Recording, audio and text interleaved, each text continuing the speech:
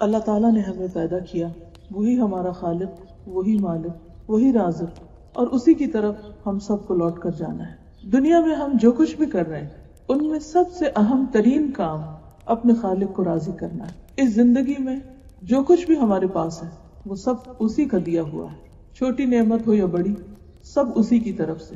وہی ہمیں پال رہا ہے اور وہی سارے جہانوں کا رب ہے۔ گناہوں کے باوجود اگر ہم زندہ ہیں اور زمین پر چل پھر رہے ہیں اور اس کی نعمتوں سے فائدہ اٹھا رہے ہیں تو یہ سراسر اس کی رحمت ہے، ورنہ انسان صرف ایک دن کیا 1 گھنٹے کے اندر ایسی ایسی غلطیاں کر جاتا ہے، باوجود کوشش کے، باوجود اپنے سے عہد کرنے کے، بندوں سے عہد کرنے کے کہ آئندہ ہم غلطی نہیں کریں گے، ہم پھر غلطی کرتے ہیں۔ اور اگر وہ پکڑنے پر آ جائے تو کوئی جاندار زندہ نہ رہے، کسی کے پاس جینے کا حق بھی نہ رہے، لیکن یہ اس کی رحمت ہے اور بے پناہ رحمت ہے کہ وہ ہماری ان غلطیوں سے درگزر فرما کے ہمیں مزید نعمتیں دیتا چلا جا رہا ہے۔ لیکن ایک دن یہ سلسلہ ختم ہو جائے گا، وہ وقت جو ہماری زندگی کا آخری وقت ہوگا، اس کے بعد ہماری مہلت، ہماری آزادی سب ختم۔ اس کے بعد نہ ہم نیکی کر سکیں گے اور نہ ہم کوئی گناہ اور نافرمانی کا کام، کتاب اعمال بند کر دی جائے گی اور انسان نے اپنی زندگی میں جو بھی کچھ کیا ہوگا وہ سب کا سب گن لیا جائے گا، دفتر سمیٹ لیے جائیں گے، پھر ہم سب کو اللہ کے حضور حاضر ہونا ہوگا۔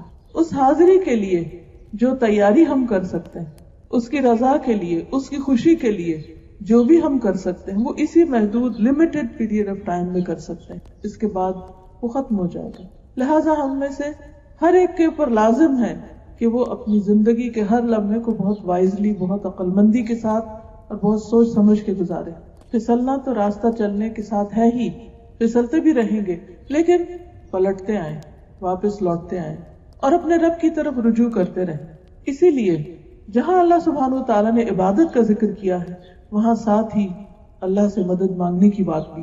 سورۃ الفاتحہ میں اللہ تعالیٰ فرماتے ہیں ایاک نعبد و ایاک نستعین، صرف تیری ہی ہم عبادت کرتے ہیں اور صرف تجھی سے ہم مدد چاہتے ہیں، عبادت میں بھی اور عبادت کے علاوہ باقی بھی زندگی کی تمام چیزوں میں، کیونکہ عبادت اس وقت تک مکمل نہیں ہوتی جب تک ہم اپنی چھوٹی سے چھوٹی اور بڑی سے بڑی تمنا اور مشکل اور پریشانی اور ضرورت ہر ایک کے لیے اپنے رب کی طرف رجوع نہ کریں۔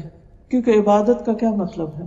محبت، اطاعت، عاجزی اور انکساری کے ساتھ اللہ کے آگے جھکنا، اور اس جھکنے میں جو اہم ترین اور پسندیدہ ترین چیز ہے وہ ہے اپنی ہر ضرورت کے لیے اللہ کے آگے ہاتھ پھیلانا، اللہ سے مانگنا۔ جب بھی کوئی بھی پریشانی زندگی میں ہو سب سے پہلے اللہ ہی کا خیال دل میں آنا۔ ہم سب اپنا جائزہ لے سکتے ہیں کہ جب ہم دکھی ہوتے ہیں یا کوئی پریشانی ہوتی یا دل پہ کوئی بوجھ ہوتا ہے یا ہمیں کوئی مسئلہ پیش آتا ہے یا کوئی ضرورت پیش آتی تو ہم سب سے پہلے کس کا سوچتے ہیں؟ یہ ایک ٹیسٹ ہے ہمارے لیے۔ ہمیں سب سے پہلے اللہ سبحانہ وتعالیٰ کے بارے میں سوچنا چاہیے کہ وہ ہے نا، کیا مشکل ہے؟ کوئی مشکل نہیں، کیونکہ وہ ہے۔ جب لوگ سو جاتے ہیں وہ اس وقت بھی جاگتا ہے، جب لوگ بھول جاتے ہیں وہ اس وقت بھی یاد رکھتا ہے، جب لوگ ناراض ہو جاتے ہیں وہ اس وقت بھی ہماری سنتا ہے۔ لیکن شیطان جو ہمیشہ بندوں کو اللہ کے راستے سے بھٹکانے کے لیے سرگرم عمل رہتا ہے اور وہ ہر راستے پر بیٹھا رہتا ہے اور آگے سے بھی آتا ہے اور پیچھے سے بھی اور دائیں سے بھی اور بائیں سے بھی، تو وہ ہمیشہ یہ چاہتا ہے کہ بندہ اپنے رب کو بھول جائے۔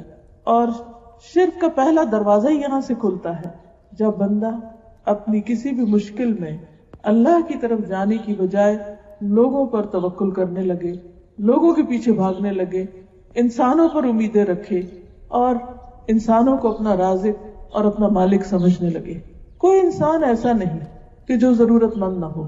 کسی بھی انسان سے جا کر مل کے دیکھیں، چاہے کوئی غریب ہو یا امیر، دنیا کے غریب ترین انسان کو بھی اور امیر ترین انسان کو بھی اور ان کے بیچ کے بھی لوگوں کو، سب کے سب محتاج، سب کے سب ضرورت مند ہیں، اور سب کی ضروریات صرف ایک رب ہی پوری کر سکتا ہے، کوئی بندہ نہیں کر سکتا۔ اس لیے لازم ہے کہ ہم اول و آخر اسی کو پکاریں، اسی کی طرف رجوع کریں، اور اسی کو پکارنے کا نام دعا ہے۔ تو آج دعا سے متعلق کچھ چیزوں کی یاد دہانی کراؤں گی۔ معلوم ہم سب کو ہوتا ہے لیکن ہم پھر بھول جاتے ہیں، اور خصوصاً جب کوئی پریشانی آتی ہے تو اس وقت تو شیطان ضرور بھلوا دیتا ہے کہ اللہ تعالیٰ ہے اور وہ سنتا ہے اور وہ مشکل آسان کرے گا اور ضرور کرے گا، کیونکہ ان اللہ علی कुल्लि शैइन कदीर, बेशक अल्लाह हर चीज पर कादिर है। उसे किसी से मशवरा नहीं करना, उसे किसी से मांग के नहीं देना, क्योंकि सब चीज उसके कंट्रोल में है, उसके इख्तियार में है।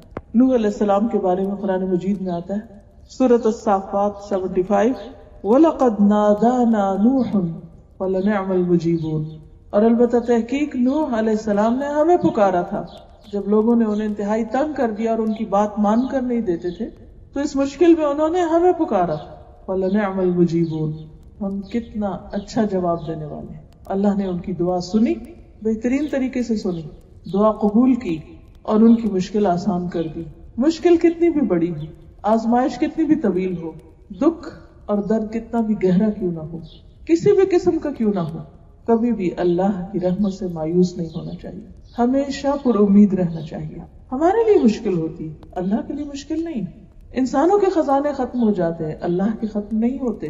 और फिर हमारी अकल जवाब दे जाती कि किसी मसले का हल क्या करें, कैसे करें, लेकिन उसके इल्म की कोई इंतहा नहीं।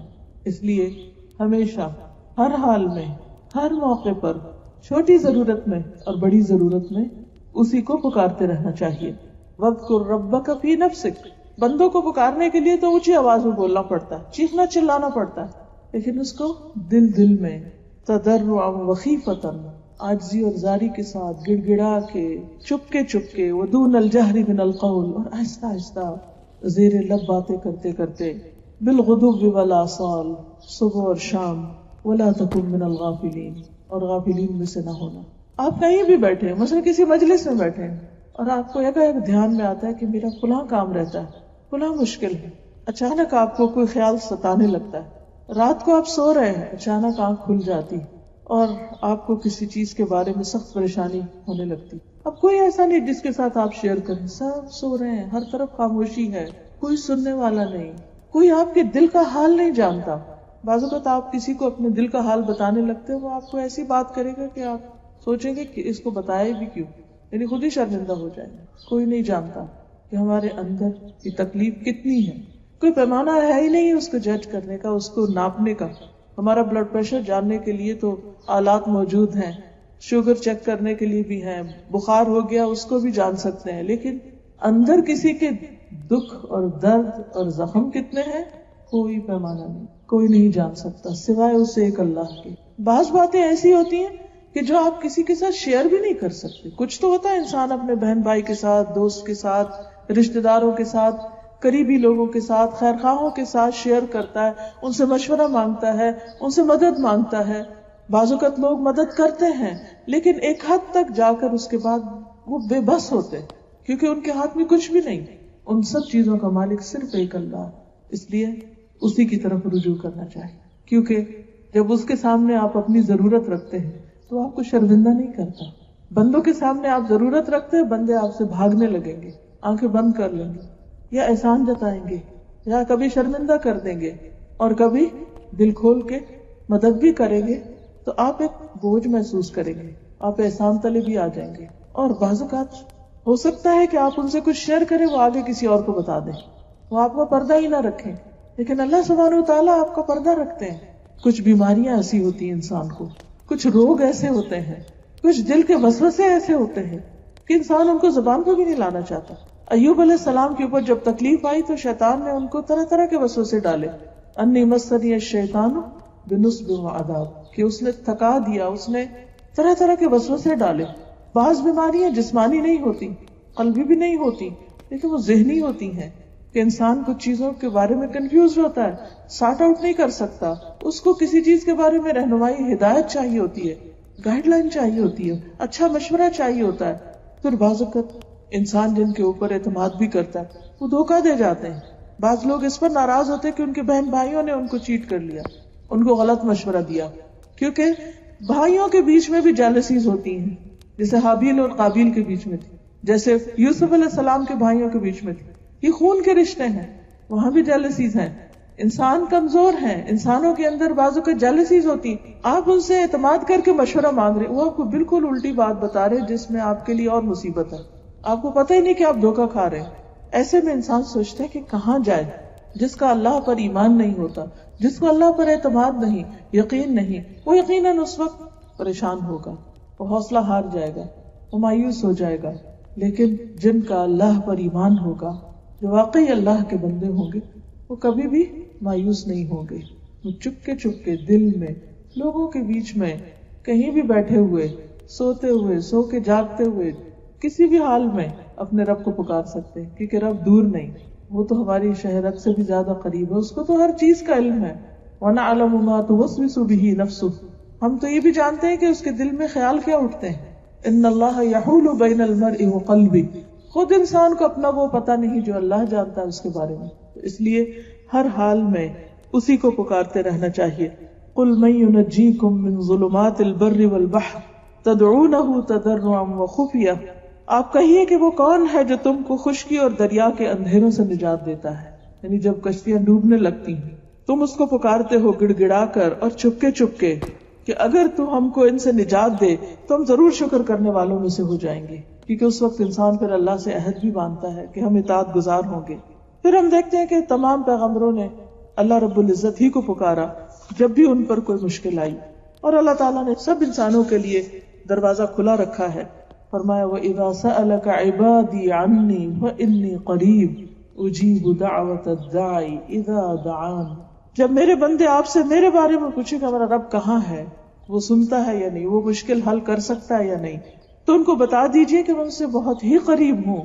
جب بھی کوئی پکارنے والا مجھے پکارتا ہے تو میں اس کی پکار سنتا ہوں. لہذا جب آپ دعا کریں تو اس وقت یہ یاد رکھیں کہ میری یہ دعا اس وقت میرا رب سن رہا، وہ سن رہا ہے. کبھی غم کے مارے منہ سے بھی الفاظ نہیں نکلتے تو اس وقت سوچا کریں کہ اس وقت میرا رب میرے دل کا حال جانتا ہے، وہ میری پریشانی سے، میرے دکھ سے واقف ہے، جبکہ اور کوئی اندازہ نہیں کر سکتا کہ میں کس حال میں ہوں. کیونکہ جتنا زیادہ اس بات کا یقین ہوگا کہ رب سنتا ہے، اتنا زیادہ آپ کا دعا میں دل لگے گا، اتنا شوق سے آپ دعا کریں گے، اور جتنے شوق سے آپ دعا کریں گے اور جتنی توجہ سے آپ دعا کریں گے اتنی ہی زیادہ وہ قبولیت کا درجہ پائے گی. اور پھر اللہ تعالیٰ صرف سنتے نہیں، اجیب دعوت الداع، میں جواب دیتا. گویا دعا کے وقت آپ اپنے رب سے بات کر رہے ہوتے اور وہ آپ کو جواب دے رہا ہو. وہ دعا قبول کرتا ہے، کبھی فوراً، کبھی دیر سے، کبھی اس کے بدلے اس سے بہتر عطا کر کے جس کا انسان کو اندازہ بھی نہیں ہوتا، اور کبھی آخرت کے لیے جمع کر کے. لیکن دعا رد نہیں ہوتی. یہ نہیں ہوتا کہ آپ مانگ رہے ہیں اور آپ کہتے ہیں قبول نہیں ہوئی، کچھ فائدہ نہیں ہوا، ابھی اور کیا مانگنی، اور کیا، کوئی فائدہ نہیں. نہیں، ایسا کبھی بھی نہیں سوچے کہ فائدہ نہیں، ہر حال میں فائدہ ہے. اس لیے مانگتے رہیے، کیونکہ جو نہیں مانگتا اللہ تعالیٰ اس سے ناراض ہوتا ہے.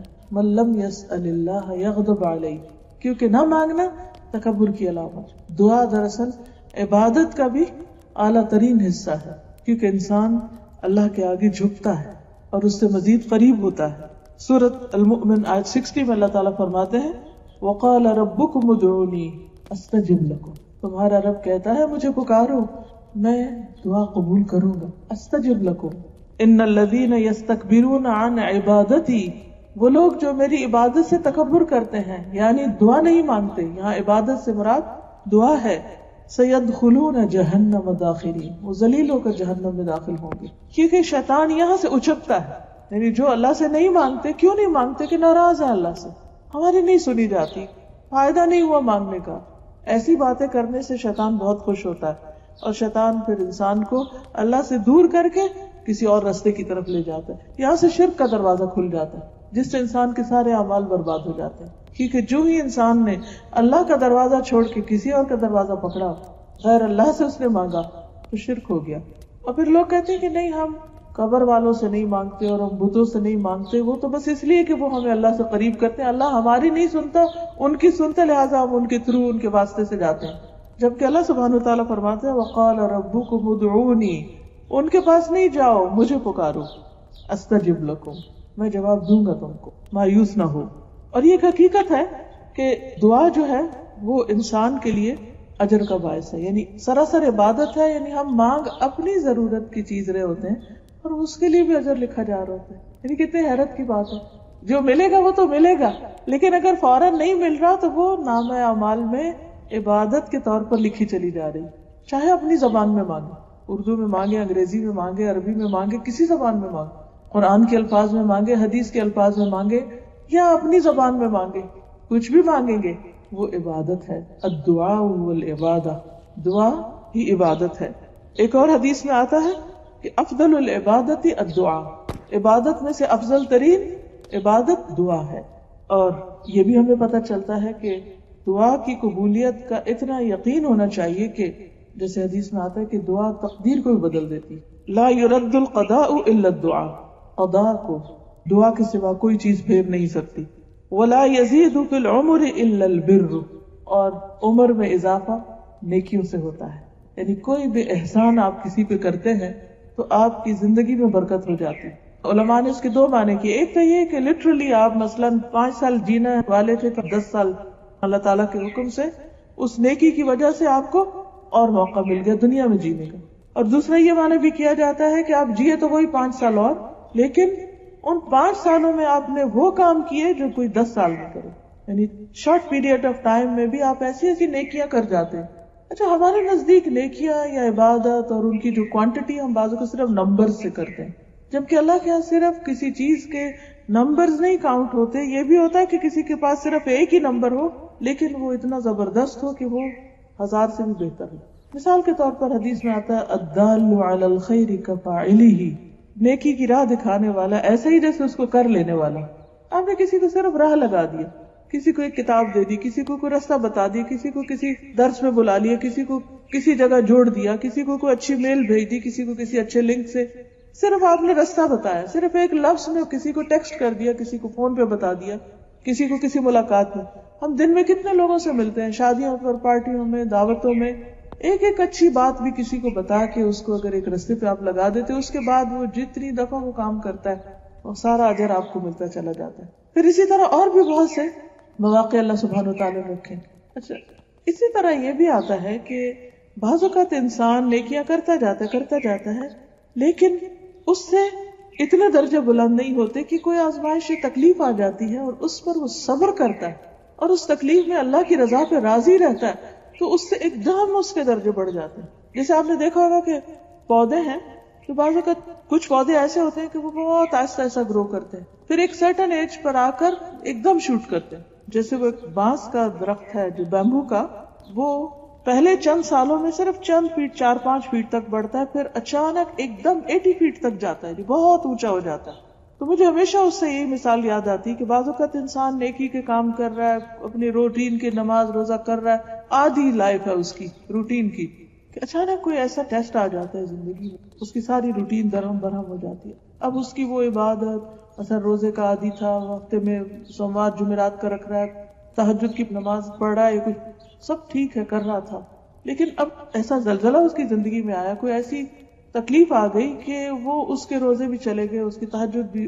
اب وہ پریشان ہے کہ میری نیکی کی تو روٹین ختم ہو گئی، چھوٹ گئی. لیکن اس کو نہیں یہ معلوم ہوتا یا اس کو خیال نہیں آتا کہ اس تکلیف سے جو اس نے صبر کیا اور اللہ کی رضا پہ راضی رہا اور اپنی زبان سے کوئی غلط کلمہ نہیں نکالا، وہی بیمبو کے درخت کی مثال کی طرح وہ ایک دم درجے میں وہاں گیا. پلس وہ جو بیماری سے پہلے یا تکلیف سے پہلے وہ نیکیاں کر رہا تھا ان کا اجر بھی لکھا گیا، کیونکہ وہ ان کو روٹین میں کرتا تھا.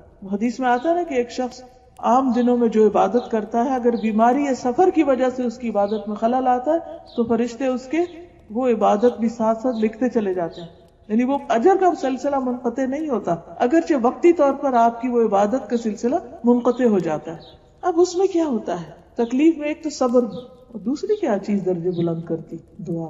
عام حالات میں ہم اتنی دعائیں نہیں کرتے، جب سب ٹھیک ہوتا ہے، ہم فزیکلی بھی فٹ ہوتے ہیں اور ہر چیز ہماری مرضی کے مطابق چل رہی ہوتی ہے تو ہم نماز پڑھتے ہیں، نماز پڑھ کے تو سوچتے کیا دعا مانگے، سب ٹھیک تو ہے، چلو اٹھو کچھ اور کرو. لیکن جب ذرا بھی کوئی تکلیف آتی خود کو یا اپنے کسی پیارے کو، پھر ہم لمبی دعائیں مانگنے لگتے ہیں، اور یہ لمبی دعائیں کرنا اب اس کے درجوں میں ایک دم اضافے کا ذریعہ بن گیا، اوپر سے اوپر، اوپر سے اوپر ایک دم. اس لیے لازم ہے کسی حال میں بھی ہو اللہ کی رضا پہ راضی رہے، اللہ کی رضا پہ راضی رہے. کہ اللہ اگر تو نے مجھے امن اور سلامتی کے ساتھ نیکی کی توفیق دی ہے تو میں اس پر بھی راضی، اور اگر تو نے کسی آزمائش کے ذریعے مجھے صبر کی توفیق دی ہے تو میں اس پر بھی راضی. میں ہر حال میں تجھ سے راضی، کچھ دیا میں اس پر بھی شکر گزار، اور اگر دے کر واپس لے لیا میں اس پر بھی شکر گزار، اور اگر تو نے مجھے دیا ہی نہیں تو میں اس پر بھی شکر گزار، میں ہر حال میں شکر گزار۔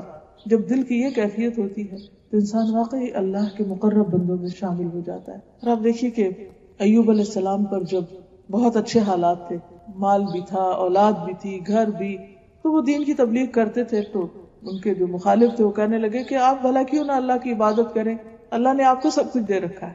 اللہ تعالیٰ نے ان کو آزما لیا، مال بھی چلا گیا، اولاد بھی چلی گئی، مویشی بھی مر گئے، ہر چیز ختم، حتیٰ کہ کچھ عرصے کے لیے بیوی بھی ایک طرف ہو گئی، تو بالکل تنہا رہ گئے، اور ساتھ تکلیف بھی، بیماری بھی۔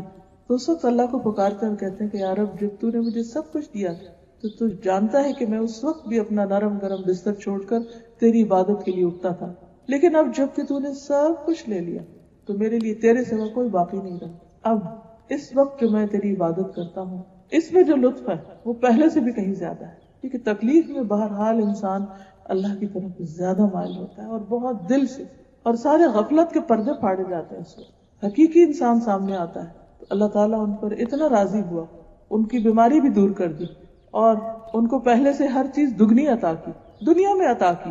بات کیا تھی کہ صبر اور اللہ کی عبادت میں اور خشوع اور دعا، اور دعا بھی آپ دیکھیں کتنی خوبصورت کرتے ہیں، انی مسنی الضر وانت ارحم الراحمین، صرف رحمت کو پکارتے رہتے کہ تیری رحمت جوش میں آ گئی تو سب کچھ آسان ہو جائے گا۔ اس لیے انسان جس حال میں بھی، عام حالات میں بھی پکارے اور تکلیف میں بھی، لیکن کبھی بھی اللہ سے ناراض نہ ہو، اور یہ یاد رکھے کہ دعا تو قدر کو پھیر سکتی۔ حضرت عمر جیسے دعا مانگتے تھے کہ اللہ اگر تو نے ہمیں اشقیاء میں سے لکھ رکھا ہے تو ہمیں سعداء میں لکھ لے، اگر ہمارے انجام میں دوزخ لکھی ہے تو ہمارے لیے جنت لکھ دے، تو کر سکتا ہر چیز، بیدک الخیر انک علی کل شیء قدیر، ہم تیری رحمت کے محتاج۔ تو یہ اصل میں کیا ہے؟ دعا ایک ایسا ڈائریکٹ کنیکشن ہے اللہ رب العزت کے ساتھ، اتنا قرب کا رشتہ ہے جو کسی اور عبادت میں نہیں ہوتا۔ ایک سرگوشیاں ہے، ایک مناجات ہے، ون آن ون بیس پر ایک ایسا تعلق ہے کہ جو نہایت پر لطف ہے۔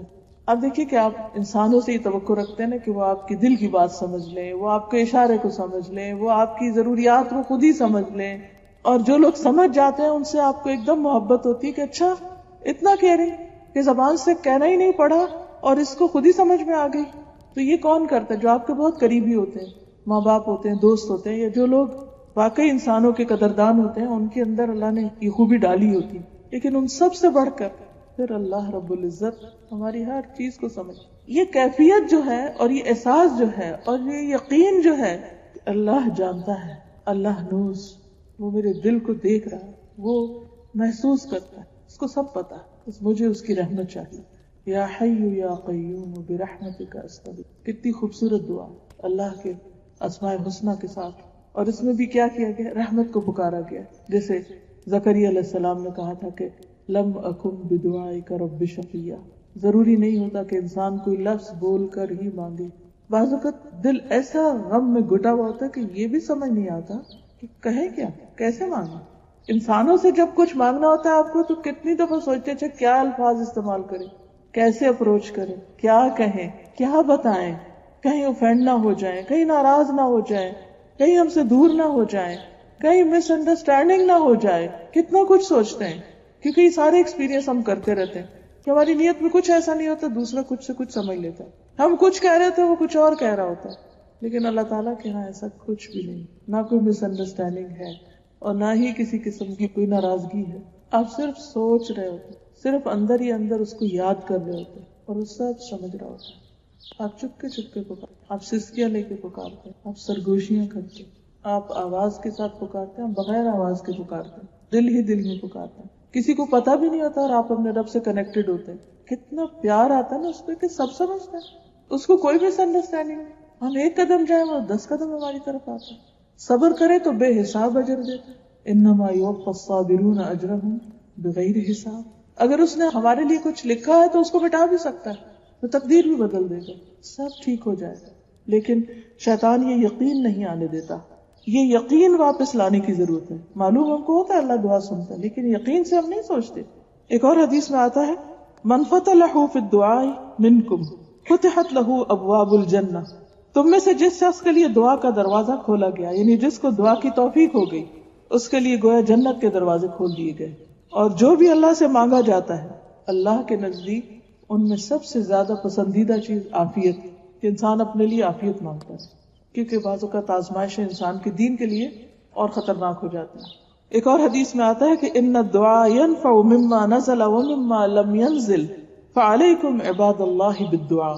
دعا ان مصیبتوں میں بھی فائدہ دیتی ہے جو اتر چکی، اور ان میں بھی جو ابھی اتری نہیں واپس چلی جاتی.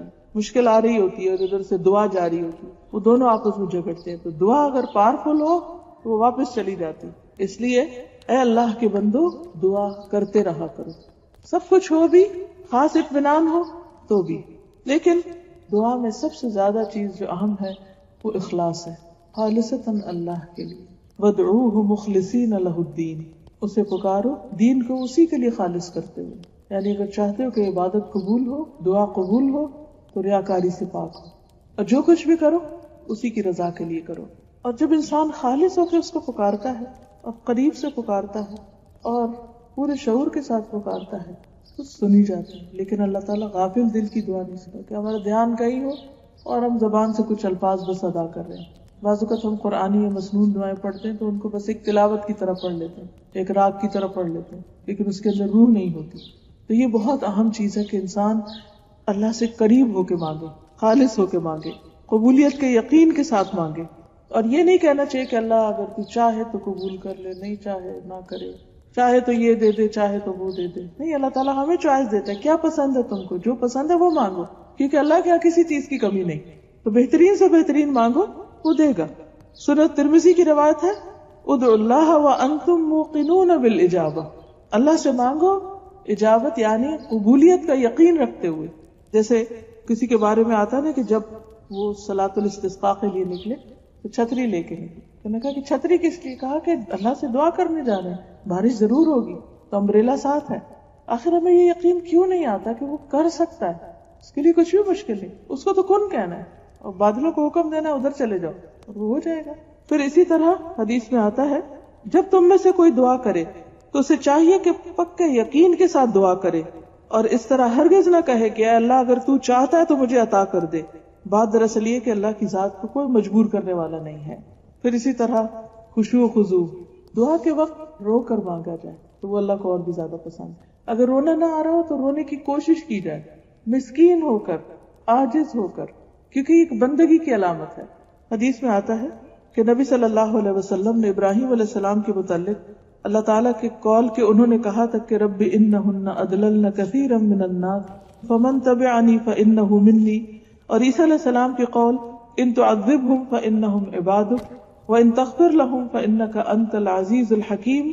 جب یہ تلاوت کی تو اپنے دونوں ہاتھ اٹھا کر دعا فرمانے لگی، اے اللہ میری امت میری امت، اور یہ کہتے ہوئے رو دیے.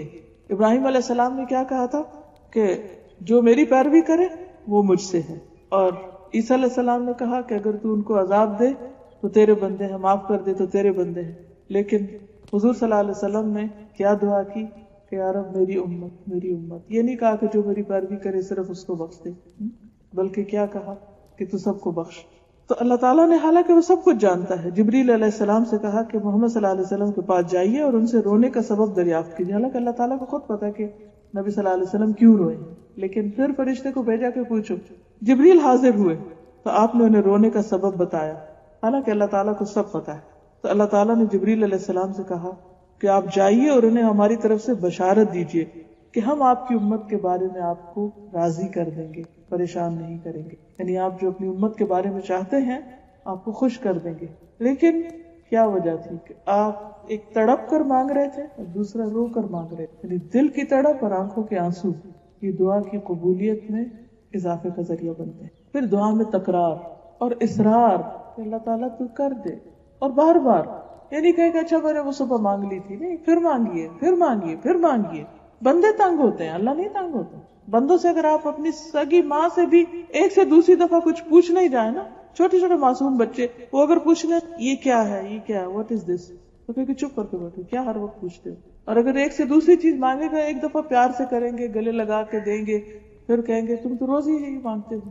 ماں جیسی ہستی بھی بچے کے بار بار مانگنے سے تنگ آ جائے. لیکن اللہ تعالیٰ کا وہ اور زیادہ محبت کرتے ہیں کہ اور مانگ اور مانگ. اس لیے اصرار کرنا چاہیے. پھر اسی طرح ہاتھ اٹھا کے بھی مانگنا چاہیے. بندوں کے آگے ہاتھ پھیلانا ناپسندیدہ ہے، لیکن اللہ کے آگے ہاتھ پھیلانا پسندیدہ ہے. حدیث میں آتا ہے کہ تمہارا رب بڑا حیا کرنے والا اور سخی ہے. جب بندہ اس کے حضور ہاتھ اٹھاتا ہے تو خالی لوٹاتے ہوئے اسے شرم آتی. پھر اسی طرح حمد و ثنا کرنی چاہیے، اللہ تعالیٰ کی تعریف کرنی چاہیے، تسبیح پڑھنی چاہیے، کوئی بھی ذکر، اور اسی طرح پہ درود شریف پڑھنا چاہیے. کیونکہ جس دعا کے اول اور آخر میں درود شریف پڑھا جائے تو دعا قبول ہوتی، کیونکہ درود شریف کے ساتھ 10 رحمتیں آتی. عبداللہ بن مسعود کہتے ہیں کہ میں نماز پڑھ رہا تھا اور نبی اکرم صلی اللہ علیہ وسلم کے ساتھ ابو بکر اور عمر بھی تشریف فرماتے. میں دعا کے لیے بیٹھا تو پہلے حمد و ثنا کی، پھر درود بھیجا، پھر اپنے لیے دعا کی. نبی صلی اللہ علیہ وسلم نے فرمایا اس طرح اللہ سے دعا کرو ضرور دیے جاؤ گے. پھر فرمایا اللہ تعالیٰ سے مانگو دیے جاؤ گے. یعنی ان کا یہ عمل آپ نے اپروو کیا. پھر ایک اور چیز یہ ہے کہ جب ہم دعا مانگے تو اس سے پہلے اپنی غلطیوں کا اعتراف کریں. جیسے لا الہ الا انت سبحانک انی کنت من الظالمین، کہ اللہ اگر کسی کام میں رکاوٹ ہے تو میری اپنی کوئی غلطی ہو تو مجھے معاف کر. ندامت کے آنسو، کیونکہ انسان اللہ کا حق تو کبھی دے ہی نہیں سکتا، چاہے ہم کتنے بھی عبادت گزار کیوں نہ ہو. اگر ہم اپنا سارا مال بھی اللہ کے راستے میں دے دیں تو بھی حق ادا نہیں ہو، کیونکہ اس نے اس سے زیادہ ہمیں دیا. اس لیے انسان جب اپنے گناہوں کی معافی مانگتا ہے اور ندامت میں روتا ہے تو وہ اللہ تعالیٰ کو پسندیدہ ہو جاتا ہے. اللہ تعالیٰ کو رحم آتا ہے ایسے بندے پر. حدیث میں آتا ہے کہ بے شک اللہ تعالیٰ بندے کی اس بات کو پسند کرتا ہے جب وہ کہتا ہے کہ لا الہ الا انت انی قد ظلمت نفسی فاغفر لی ذنوبی انہ لا یغفر الذنوب الا انت. جب یہ دعا کرتا ہے انسان، جس کا معنی ہے کہ لا الہ الا انت، تیرے سوا کوئی الہ نہیں، یقیناً میں نے اپنی جان پہ ظلم کیا، تو میرے گناہوں کو بخش دے، تیرے سوا کوئی گناہ معاف نہیں کر سکتا. تو یہ سن کر اللہ تعالیٰ خوشی سے فرماتا ہے کہ میرے بندے نے یہ جان لیا ہے کہ اس کا رب ہے جو معاف بھی کرتا ہے اور سزا بھی دیتا ہے. تو اللہ تعالیٰ اس بات پر خوش ہو جاتا ہے کہ میرا بندہ میرے پاس آیا ہے اپنے غلطیوں کو دھونے کے لیے. تو اس کے بعد پھر اللہ تعالیٰ جب خوش ہوتے ہیں تو انسان اس سے مانگے تو اس میں قبولیت کے زیادہ چانسز ہوتے ہیں. اور ایک اور روایت میں آتا ہے کہ غفرت لعبدی، میں نے اپنے بندے کو بخش دیا، معاف کر دیا. کیونکہ گناہ انسان کے رزق میں بھی رکاوٹ بنتے ہیں، گناہ انسان کی دعاؤں کی قبولیت میں بھی رکاوٹ بنتے ہیں. اس لیے انسان کو اپنے گناہوں کو دور کرنے کے لیے، ان کو ہٹانے کے لیے پہلے کام کرنا چاہیے. اسی طرح سب سے پہلے اپنے لیے مانگنا چاہیے، پھر والدین کے لیے، قریبی لوگوں کے لیے، پھر سب کے لیے. ربنا اغفر لی ولوالدی وللمؤمنین یوم یقوم الحساب. نبی صلی اللہ علیہ وسلم جب کسی کا ذکر کرتے تو اس کے لیے دعا کرتے، اور دعا کی ابتدا اپنے سے کرتے. اس میں ایک فائدہ یہ بھی ہے کہ انسان جب کسی کے لیے دعا کرتا ہے اور اس سے پہلے اپنے لیے مانگتا ہے تو اس کا مطلب ہے وہ وہی چیز اپنے لیے مانگ رہا ہے جو اس کے حق میں بہتر ہے. تو دوسرے کے لیے بھی وہ مانگ رہا ہے جس کو وہ اپنے لیے پسند کرتا ہے. کیونکہ ایمان کا تقاضا یہی ہے کہ ہم دوسرے کے لیے وہ پسند کریں جو ہم اپنے لیے کرتے ہیں. تو دعاؤں میں بھی یہی اصول ہے. پھر یہ ہے کہ ضروری نہیں کہ بہت لمبی دعا کی جائے.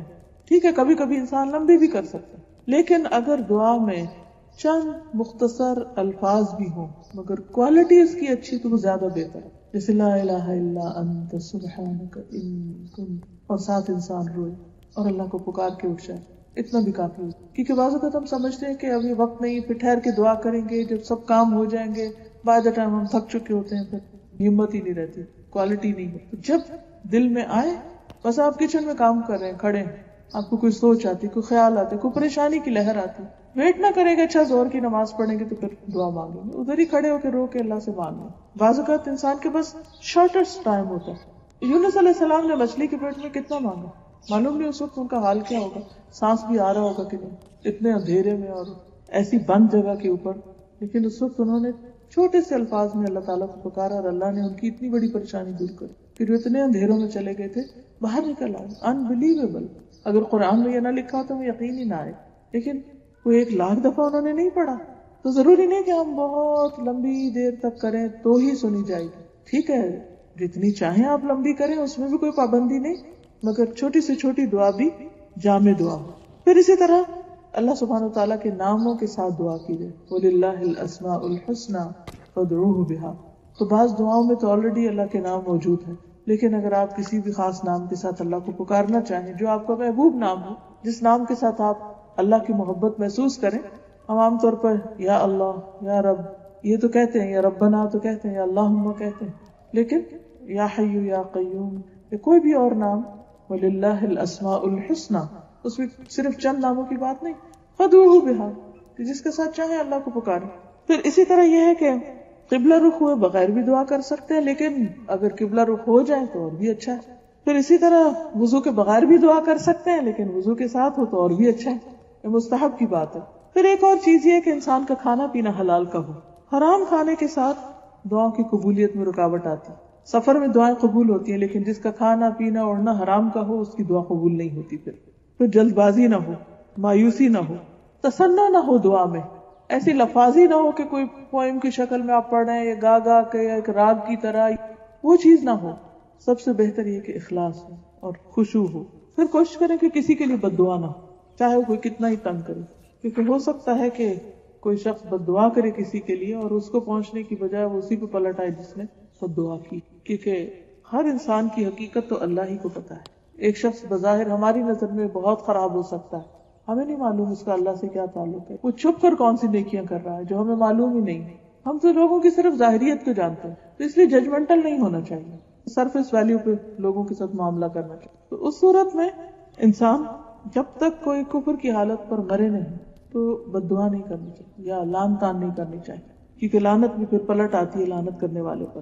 پھر قبولیت کے کچھ خاص اوقات جو ہیں، جیسے رات کا آخری حصہ ہے، سحری کا وقت، وبالاسحار هم یستغفرون، ایک حدیث میں آتا ہے کہ اس وقت اللہ سبحانہ وتعالیٰ رات کے آخری تہائی حصے میں آسمان دنیا پر اترتے ہیں اور فرماتے ہیں کہ کون ہے جو مجھ سے مانگے تو میں اس کی دعا قبول کروں۔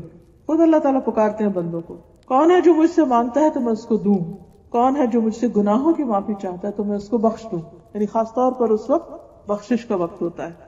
نبی صلی اللہ علیہ وسلم نے فرمایا رات کے آخری حصے میں رب اپنے بندے کے بہت قریب ہوتا ہے، لہٰذا اگر اس وقت اللہ کو یاد کرنے والوں کی صف میں شامل ہو سکو تو ہو جاؤ، یعنی زمین پر اور جہاں جہاں جو لوگ پکار رہے ہوتے ہیں تم بھی ان میں شامل ہو جاؤ۔ پھر رمضان میں روزے کی حالت میں دعا قبول ہوتی ہے۔ حدیث میں آتا ہے کہ اللہ تعالیٰ ہر دن رات میں لوگوں کو جہنم سے آزاد کرتے ہیں رمضان میں، اور ہر دن رات میں ہر مسلمان کے لیے ایک دعا ایسی ہے جسے قبولیت سے نوازا جاتا ہے، یعنی یہ رمضان کے مہینے کا خاص تحفہ ہے۔ پھر لیلۃ القدر کی دعا، عرفہ کے دن جو حاجی ہوتے ہیں ان کی دعا، آذان اور اقامت کے بیچ کی دعا۔ بہت سے لوگ اس وقت سے غافل ہوتے ہیں، اس وقت کی دعا رد نہیں کی جاتی، یعنی آذان کا جواب دے کر دعائیں کرنا حتیٰ کہ اقامت ہو جائے۔ پھر سجدے میں انسان سب سے زیادہ قریب ہوتا ہے۔ پھر فرض نماز کے بعد کی دعا، جمعہ کے دن خاص گھڑی کی دعا، کفار سے جنگ کرتے وقت کی دعا، پھر مصیبت کے وقت کی دعا، انا للہ و انا الیہ راجعون، اللہم اجرنی فی مصیبتی واخلف لی خیرا منہا، یعنی دکھی انسان کے دل سے جو دعا اٹھتی ہے وہ بھی قبولیت کا درجہ پاتی ہے۔ زمزم پیتے وقت کی دعا، بارش کے اترتے وقت دعا، قرآن مجید پڑھنے کے بعد کی دعا، مرغ کی آواز سننے پر۔ ایک دن کسی سے ملاقات ہوئی تو وہ کافی برہم تھی کہ وہ ان کے ہمسائے جو ہیں وہ انہوں نے مرغی رکھے ہوئے اور وہ بہت شور مچاتے ہیں دن۔ اب ایک ہم اس پہ پریشان رہ سکتے اور دوسرا ہم خوش ہو سکتے ہیں کہ اس وقت دعا قبول ہوتی ہے، تو جب مرغا بولے سب فوراً دعا شروع کر، وہ ہمیں سمجھے کہ ریمائنڈر دے رہا ہے، تو پریشانی کی بجائے انسان خوش ہونے لگے۔ سچویشن وہی ہے لیکن ایٹیٹیوڈ بدل جائے گا ہمارا کہ وہ ریمائنڈر۔ یہ صحیح بخاری کی روایت ہے، جب تم مرغ کے بولنے کی آواز سنو تو اللہ تعالیٰ سے اس کے فضل کا سوال کرو کیونکہ وہ اس وقت فرشتہ دیکھتا ہے، اور جب تم گدھے کے ہینگنے کی آواز سنو تو اللہ تعالیٰ کی پناہ مانگو کیونکہ وہ شیطان دیکھتا ہے۔ دونوں سچویشن۔ پھر اسی طرح مریض کی جب آپ عیادت کریں تو اس وقت 70,000 فرشتے انسان کے لیے دعا کرتے ہیں۔ ہم بعض اوقات لوگوں سے کہتے رہتے ہیں آپ ہمارے لیے دعا کریں، دعاؤں میں یاد رکھیں، لیکن کچھ کام ایسے ہیں کہ اگر آپ وہ کریں تو اللہ تعالیٰ آپ کے لیے فرشتے مقرر کر دے گا جو آپ کے لیے دعائیں کریں گے۔ جس دن آپ پریشان ہوں، دکھی ہوں، تو کسی مریض کی عیادت کے لیے چلے جائیں۔ ایک تو اس کی تکلیف دیکھ کے آپ کو اپنی تکلیف بھول جائے گی، اپنی کم ہونے لگے گی، اور دوسرے یہ کہ فرشتے آپ کے لیے دعائیں شروع کر۔ پھر اسی طرح جو شخص اللہ کے راستے میں مجاہد ہوتا ہے، حج یا عمرہ کرتا ہے، جو فی سبیل اللہ نکلتا ہے، اس کی دعا قبول ہوتی ہے، جسے مسافر بھی ہوتا ہے۔ پھر اسی طرح جو مظلوم ہوتا ہے، جس پہ کوئی ظلم کرے۔ پھر والد جو اپنی اولاد کے لیے دعا کرے، باپ کی دعا بچوں کے حق میں۔ پھر اسی طرح اولاد جو اپنے والدین کے حق میں دعائیں کرتے ہیں۔ مرنے کے بعد سارے اعمال ختم ہو جاتے ہیں سوائے 3 چیزوں کے، اس میں نمبر 1 ہے ولد صالح یدعو لہ، نیک اولاد جو اپنے والدین کے لیے دعا کرتی، اور صدقہ جاریہ مال میں سے اور علم میں سے جس سے لوگ فائدہ اٹھائیں۔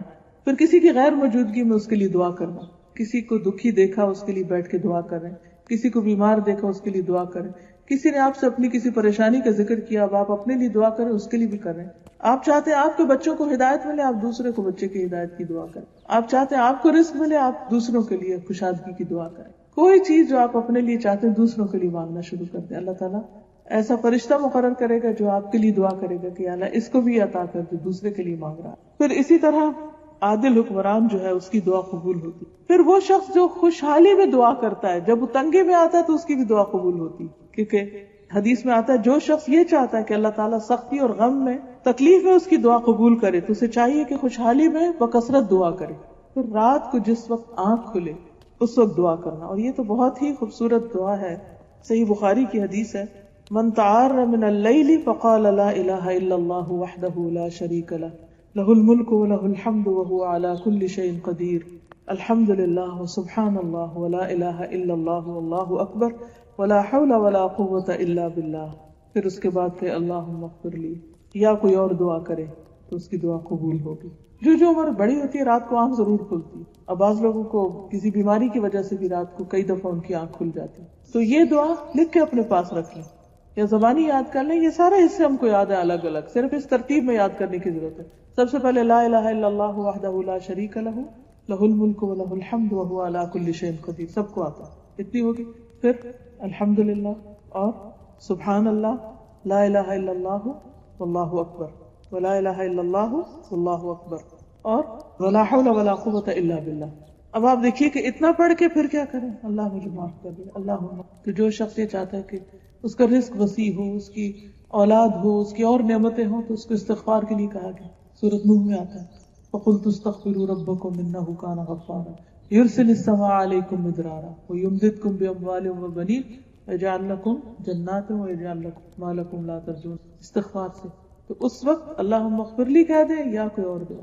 اگر رات کو سائڈ بھی بدلے اور آنکھ کھل جائے تو یہ دعا پڑھ کے دعا کر، صرف عادت ڈالنے کی ضرورت ہے، تو اس وقت کی دعا قبول ہوتی. اور اگر خاص طور اگر رات کے پچھلے حصے میں آنکھ کھلے تو اس وقت اور بھی اللہ تعالیٰ آسمان دنیا پر دیکھ رہے ہوتے ہیں کہ کون مجھ سے مانگے کہ میں اس کو دوں. لیکن ہم ان اوقات کو بعض اوقات غفلت سے، بعض اوقات بھول کے ضائع کر دیتے. تو آج کی اس گفتگو اور شام کی اس مجلس کا مقصد یہی تھا کہ میں اپنے آپ کو اور آپ سب کو بھی ریمائنڈ کراؤں کہ دعاؤں میں اور زیادہ آگے بڑھیں، بجائے اس کے کہ پریشان بیٹھے سوچتے رہے. اس سوچنے کے وقت کو بھی دعا کے لیے استعمال کریں، بجائے اس کے کہ دل میں ہر وقت اپنے آپ کو کاٹتے رہیں اور غمگین رہیں اور دکھی اور پریشان رہیں اور آنسو بہاتے رہیں. اس رونے کو بھی دعا میں بدل لیں. تو انشاءاللہ قیامت کے دن جب انسان ان دعاؤں کو بھی جو قبول نہیں ہوئی ان کا اجر دیکھے گا تو انسان چاہے گا کاش دنیا میں ایک بھی دعا قبول نہیں ہوتی اور سب کا اجر آج مجھے یہاں ملتا. کیونکہ بعض اوقات انسان کی باقی نیکیاں اتنی نہیں ہوتی، لیکن یہ جو دعائیں مانگتا رہتا ہے وہ اس کے اعمال میں بہت زیادہ اضافے کا ذریعہ بن جاتے ہیں. پھر ایک حدیث میں آتا ہے کہ 3 بندے ایسے ہیں جن کی دعا اللہ تعالیٰ رد نہیں کرتا. کثرت سے اللہ کا ذکر کرنے والا، وہ ذکر کرتا رہتا، بیچ میں کوئی دعا مانگ لیتا ہے اس کی قبول ہو جاتی. مظلوم اور عادل حکمران. پھر اسی طرح توبہ کرنے والا. لیکن کچھ لوگ ایسے ہیں کہ جن کی دعا قبول نہیں ہوتی. حدیث میں آتا ہے کہ 3 آدمی دعا تو کرتے ہیں لیکن ان کی دعا نہیں قبول ہوتی. وہ آدمی جس کی بیوی برے اخلاق والی ہو اور اسے طلاق نہ، یعنی انتہائی بد زبان ہے، بد اخلاق ہے. وہ آدمی جس نے کسی سے قرضہ لینا ہے لیکن اس پر کوئی گواہ نہ بنایا اور وہ مانگتا ہے کہ مجھے واپس مل جائے میرا پیسہ لیکن کوئی گواہ نہیں. اور وہ آدمی جس نے بے وقوف آدمی کو مال دے دیا، حالانکہ اللہ تعالیٰ نے فرمایا کہ اپنے مال بے وقوفوں کے حوالے نہ کرو. کسی ایسے شخص کے ساتھ پارٹنرشپ کی یا انویسٹمنٹ کی کہ جو بے وقوف تھا، اس کو سمجھ ہی نہیں تھی اس کام کی. بعض اوقات لوگ اپنی باتوں سے لوگوں کو بے وقوف بنا لیتے ہیں اور لوگ اپنا بڑا پیسہ گنوا بیٹھتے ہیں. اور وہ انسان دعا کرتے ہیں اللہ وہ میرا پیسہ واپس آئے، میرا جو قرض دیا تھا واپس آئے، میری پریشانی دور ہو، لیکن ان کی نہیں سنی جاتی جو اس طرح کا کام کرتے. پھر اسی طرح اللہ تعالیٰ فرماتے ہیں کہ نیکی کا حکم دو اور برائی سے روکو، اس سے پہلے کہ تم مجھے پکارو اور میں تمہاری دعا قبول نہ کروں. کیونکہ امر بالمعروف اور نہی عن المنکر اگر نہیں کرو گے تو بھی دعاؤں کی قبولیت میں رکاوٹ ہوگی. اور تم مجھ سے سوال کرو اور میں تمہیں کچھ عطا نہ کروں، اور تم مجھ سے مدد مانگو اور میں تمہاری مدد نہ کروں. تو اجتماعی حیثیت میں اکٹھے جو امت کی حالت ہے، بعض اوقات ہم سوچتے ہیں نا اتنی حرم میں بھی دعائیں ہوتی ہیں، ہر جگہ ہوتی ہیں، کیوں نہیں قبول ہوتی؟ کیونکہ بحیثیت امت ہم اپنے اس فرض کو بھول گئے. ہم اپنے انڈیویجول عبادت کرتے رہتے ہیں، لیکن اگر کوئی غلط کر رہا ہے تو اس کو روکتے نہیں. کوئی کسی کی غیبت کر رہا ہے، کوئی ظلم کر رہا ہے، کوئی کسی کو ستا رہا ہے، اور ہم مشورہ اس کو دے سکتے ہیں، ہم اس کو سمجھا سکتے ہیں، لیکن ہم کہتے ہیں ہم کیا کریں، وہ نہیں سنے گا. نہیں سنے گا یا نہیں، آپ اس کو بتا دو ایک دفعہ. کوئی برا کر رہا ہے تو روک دو، اور اچھی بات پتا ہے تو شیئر کرو کسی بھی طرح. تو جب آپ اچھی بات دوسروں سے شیئر کرتے، نیکیوں کے دروازے لوگوں کے لیے کھولتے، تو اللہ تعالیٰ آپ کی دعائیں قبول کرتا ہے.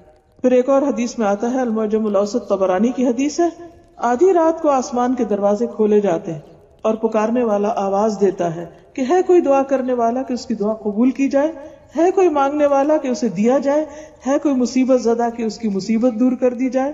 پھر جو مسلمان اس وقت دعا کرتا ہے اس کی دعا قبول ہوتی، مگر زانیہ عورت جو اپنی شرمگاہ کے ذریعے کمائی کرتی ہے اور ٹیکس وصول کرنے والے کی دعا قبول نہیں. یعنی زنا یا حرام کام کرنے والوں کی اس وقت قبول نہیں ہوتی، کیونکہ ان کو اپنے اس عمل کو بدلنے کی ضرورت ہے، کیونکہ گناہ انسان کی دعاؤں کی قبولیت میں رکاوٹ بن جاتے ہیں، اور خاص طور پر کبیرہ گناہ جیسے شرک ہے، والدین کی نافرمانی ہے. اب کوئی شخص اپنے ماں باپ کو ستاتا ہے یا اسی طرح زنا یا شراب اور ان حرام کاموں میں پڑا ہوا ہے، تو پھر اس کے لیے مشکلیں بڑھتی چلی جاتی ہیں. تو ان گناہوں پر توبہ کر کے اللہ کی طرف رجوع کرنے کی ضرورت ہے. اللہ تعالی ہم سب کو اپنی رحمت فرمائے اور ہمارے گناہوں کو معاف کر دے اور ہمارے دلوں کی پکار کو سنتا رہے. وآخر دعوانا الحمدللہ.